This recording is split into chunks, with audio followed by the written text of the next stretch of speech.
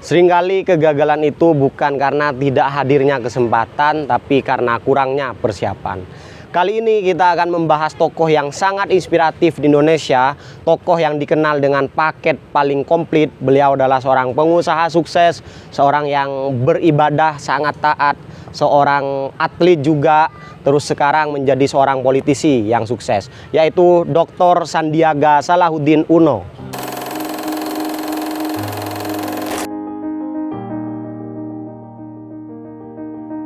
The spillover effect of the pandemic on tourism to many economies was really a big catastrophe. We saw this in many developing and small island countries. With micro, small, medium enterprises, the creative economy, and the informal sectors. Keren yang budiman di mana saja Anda berada, tepuk tangan. Khususnya teman-teman barudak yang hadir di Bandung Young Entrepreneur Summit YES 2019. Assalamualaikum warahmatullahi wabarakatuh. Mari kita terus semangat agar bangkit pariwisata Indonesia. Yang saya hormati, yang saya banggakan, saudara saya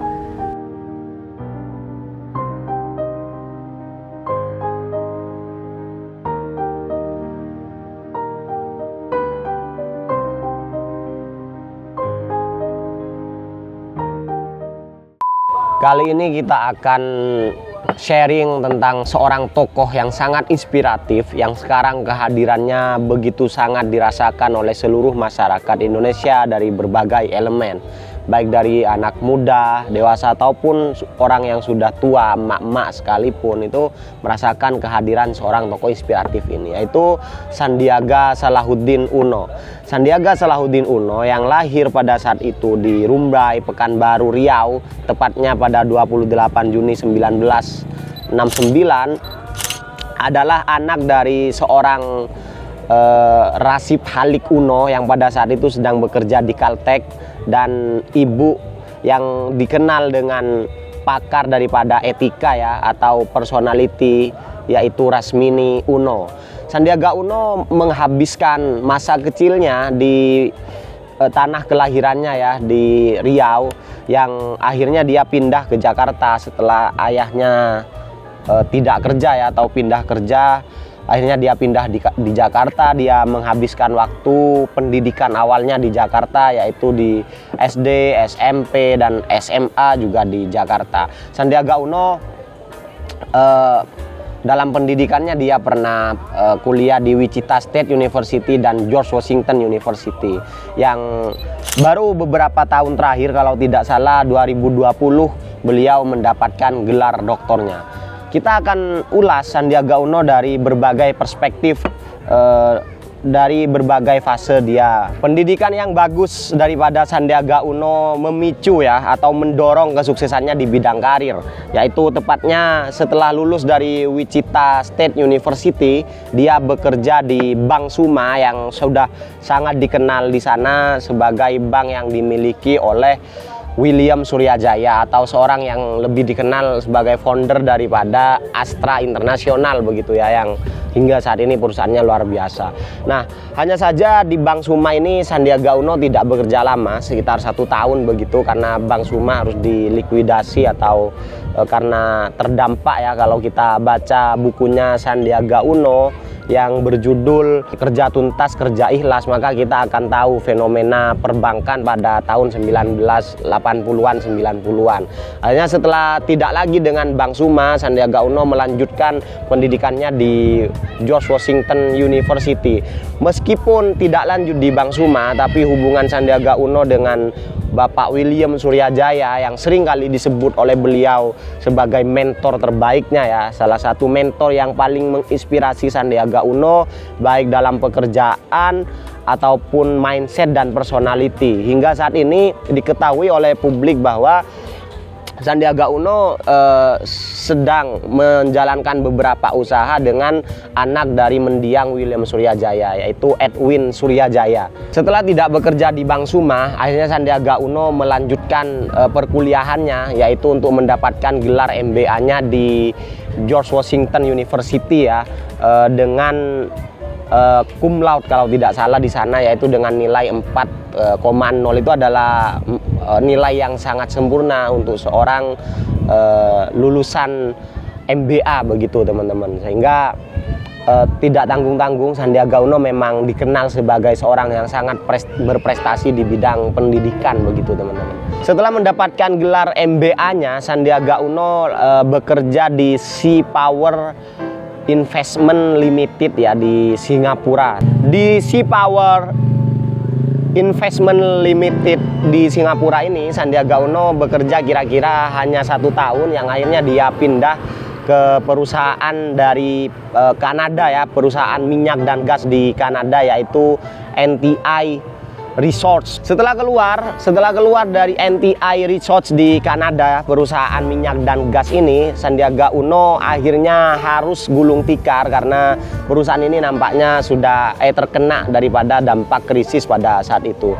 Dan banyak kisah yang sangat dalam ya dalam bukunya Kerja Tuntas dan Kerja Ikhlas ini, bagaimana akhirnya fase-fase kehidupan yang dialami oleh Sandiaga Uno pasca dia menganggur kalau bahasanya. Bahkan dia sampai pada level tidak bisa ya, hampir tidak bisa membelikan susu untuk anaknya. Ada sebuah kisah teman-teman dari buku yang kita ambil, yaitu ada saat Sandiaga Uno kena krisis ini, Sandiaga Uno tidak kerja dalam beberapa bulan. Sandiaga Uno seringkali diberikan oleh ibunya ya, sama halnya seperti beliau waktu kecil. Dia ingat seperti beliau waktu kecil, setiap mau kerja, setiap mau keluar, Sandiaga Uno ditaruh ya sama ibunya, dipasangin sama ibunya uang ya, uang yang seperti bahasanya pesangon untuk makan di luar dan lain sebagainya.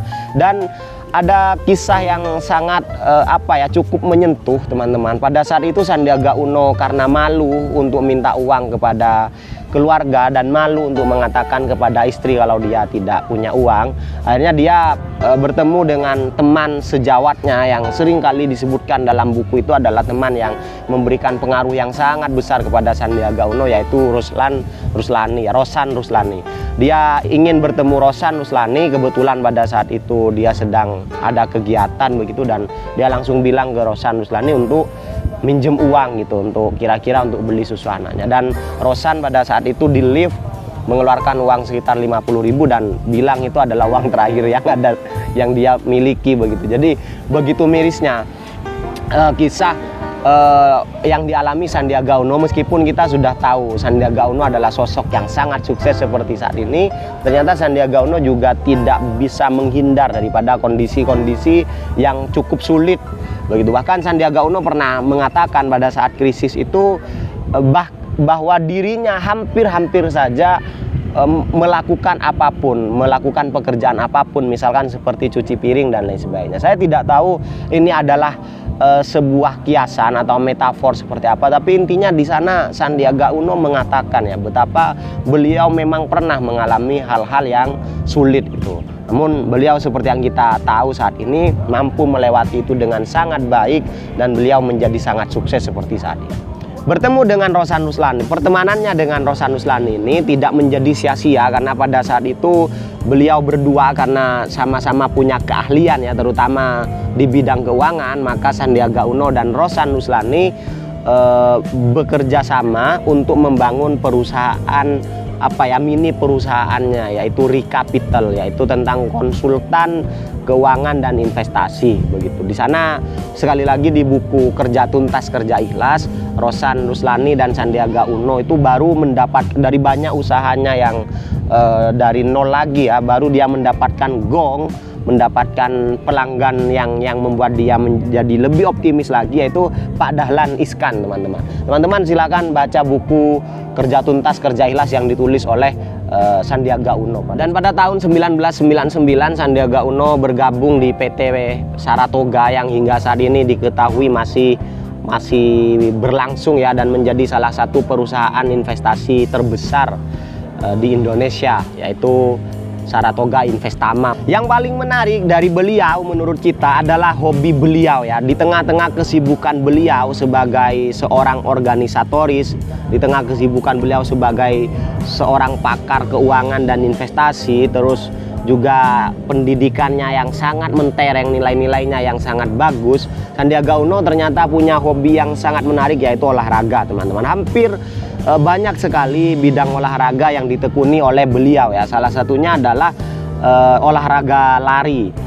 Seperti sama-sama kita ketahui, banyak dia upload di sosial media betapa tiap hari Sandiaga Uno melakukan aktivitas lari ya. Bahkan tidak nanggung-nanggung, Sandiaga Uno sudah pernah mengikuti lomba-lomba lari besar ya, atau yang biasa dikenal dengan World Major Marathon, yaitu ya di 6 negara, yaitu di New York, di Berlin, terus di Tokyo, di Chicago, terus di Boston dan London, teman-teman. Jadi memang beliau itu dalam setiap hal yang beliau tekuni tidak pernah nanggung-nanggung. Ketika beliau hobi lari, beliau sampai pada level mengikuti major maraton yang diselenggarakan di dunia. Lebih daripada itu, Sandiaga Uno juga sangat hobi renang, teman-teman. Ini hampir dilakukan oleh beliau hampir tiap minggu 3 kali ya, hobi renang. Hampir tiap minggu dia melakukan hobi renangnya. Dan pada umur 47 tahun beliau diangkat sebagai ketua umum dari Persatuan Perenang Seluruh Indonesia. Tidak selesai di renang, beliau juga pecinta basket, teman-teman, dan banyak lagi mungkin olahraga yang beliau tekuni, oleh karena beliau sangat menjunjung tentang nilai daripada hidup sehat begitu. Dan beliau juga adalah seorang organisatoris yang sangat aktif ya, teman-teman. Beliau pernah menjabat sebagai ketua HIPMI dan tidak hanya banyak pengalaman berkesan, tidak hanya sekedar menjabat, banyak sekali perubahan-perubahan yang beliau torehkan selama beliau menjabat, yaitu salah satunya adalah dengan membumikan HIPMI ya. Jadi membuat HIPMI lebih lebih applicable terhadap masyarakat yang awalnya HIPMI adalah organisasi yang terkesan eksklusif. Dengan adanya Sandiaga Uno bisa lebih inklusif.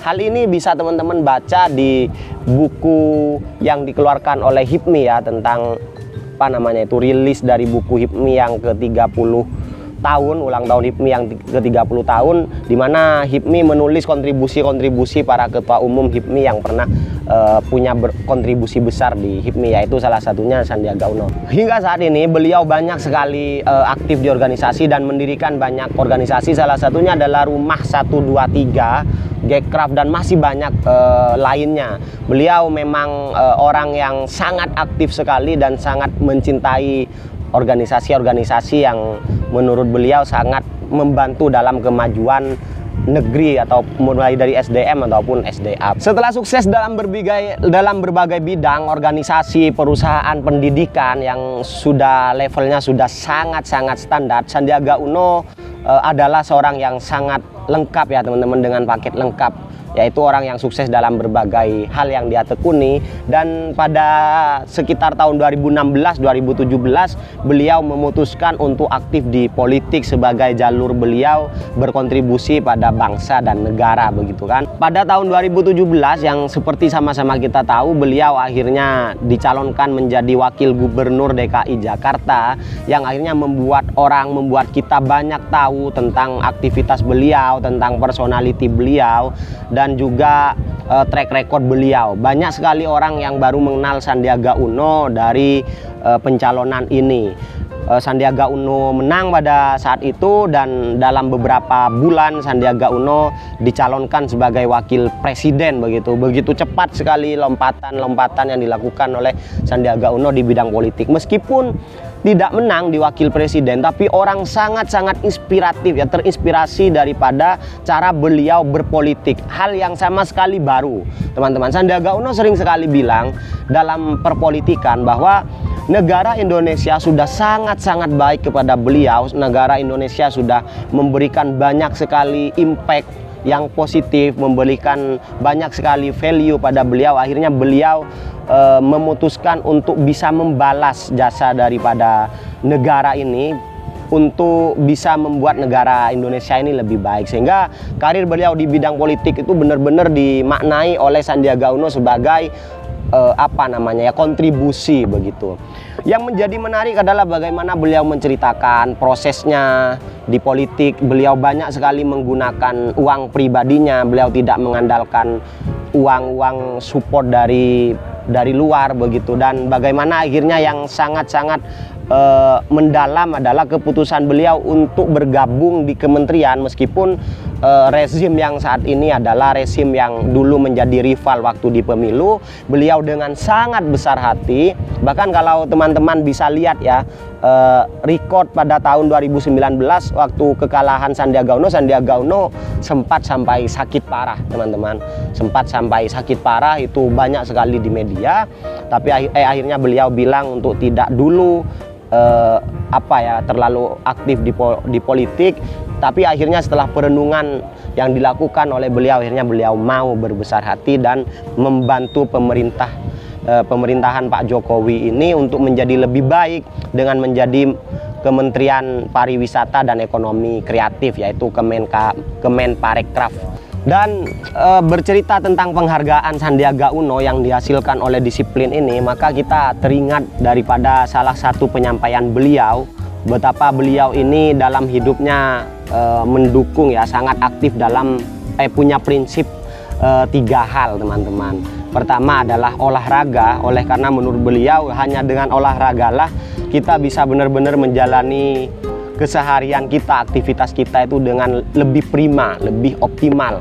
Yang kedua, baca buku. Banyak sekali di media sosial itu beredar betapa Pak Sandi ini adalah pembelajar yang sejati ya, pembelajar yang akut ya. Bahkan beliau pernah bercerita di salah satu seminarnya bahwa beliau sampai pada level minus 12 ya, minus 12 karena saking beliau suka baca, teman-teman. Jadi beliau pada saat dulu mulai dari kecil sampai beliau lulus daripada kuliah, bahkan hingga saat ini beliau sangat-sangat hobi membaca, teman-teman. Oleh karena beliau dulu pakai kacamata yang sangat besar begitu ya, mungkin karena sekarang sudah mulai ini, akhirnya beliau sudah kembali pada normal. Beliau beliau berpendapat bahwa hanya dengan belajar yang giat, bahwa dengan belajar yang giatlah kita bisa mencapai prestasi-prestasi itu dengan lebih cepat begitu ya. Jadi menurut beliau ilmu pengetahuan adalah kunci daripada kemajuan bangsa ini. Yang ketiga adalah silaturahmi, teman-teman. Bagaimanapun beliau adalah seorang yang sangat merepresentasikan betapa pentingnya berkumpul ya. Contohnya adalah organisasi-organisasi yang dia aktif di dalamnya ataupun yang beliau dirikan. Jadi beliau sangat menjunjung asas daripada kerjasama, gotong royong, yaitu beliau yang beliau bahasakan dengan silaturahmi. Mungkin itu saja, banyak sekali sebenarnya nilai yang bisa kita gali, inspirasi yang kita bisa dapatkan dari Sandiaga Uno. Namun untuk lebih dalamnya, teman-teman, kita rekomendasikan untuk membaca buku-buku yang beliau tulis seperti Kerja Tuntas, Kerja Ikhlas, terus buku dari HIPMI, dan sekarang beliau sedang menulis buku kembali. Dan mengikuti media sosial beliau baik YouTube ataupun IG itu membuat kita sangat terinspirasi, dapat melihat bahwa ada sosok yang sangat disiplin, yang sangat maju, dan itulah yang bisa memberikan kontribusi untuk kita semua begitu. Dan kita layak untuk meneladani beliau sebagai figur, baik sebagai figur pengusaha, politisi, ataupun di bidang pendidikan.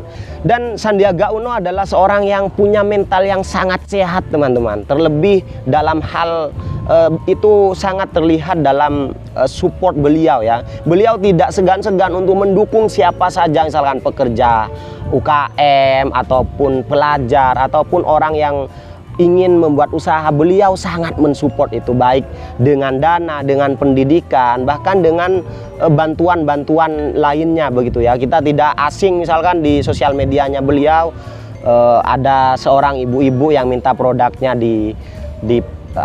dipromokan oleh beliau, pemuda. Bahkan pada saat beliau tidak siap ya dalam acara-acara yang formal, itu beliau sangat sering membawa produk-produk atau menyampaikan cerita-cerita dari seorang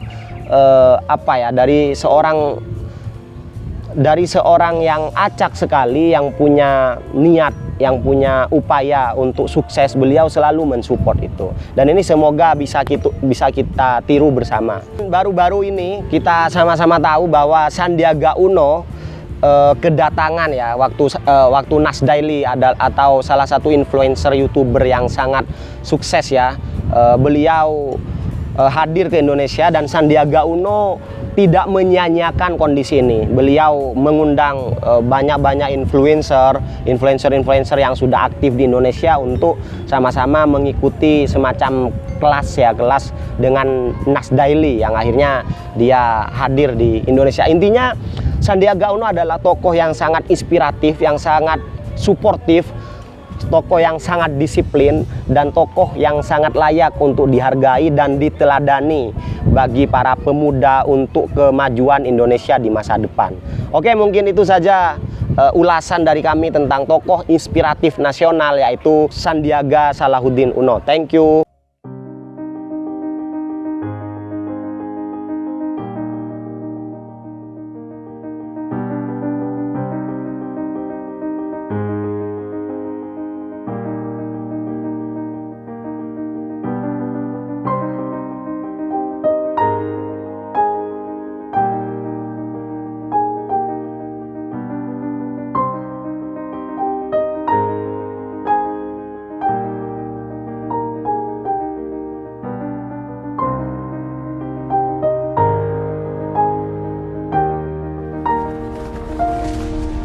Dengan tekad yang kuat dan asa tanpa batas, bekerja lebih keras, lebih cerdas, tuntas dengan hati yang ikhlas untuk Indonesia bangkit.